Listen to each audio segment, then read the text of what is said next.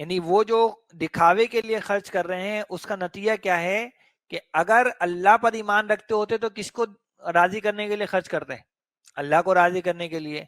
अगर आखिरत पर उनका ईमान होता तो उनको अजर सवाब कहाँ मतलूब होता? आखिरत में। लेकिन वो ना तो अल्लाह की रजा हासिल करने के लिए खर्च कर रहे हैं और ना आखिरत में बदला पाने के लिए खर्च कर रहे हैं, इसलिए उनके इन दोनों ईमान की नफी की गई है। यानी ये जो रियाकारी है ये इस बात का सबूत है कि बंदे का वाकयतन ना अल्लाह पर ईमान है ना आखिरत पर ईमान है। अच्छा, ये उसके कोई कानूनी ईमान की नफी नहीं हो रही, बल्कि हकीकी ईमान की, दिल वाले ईमान की नफी हो रही है।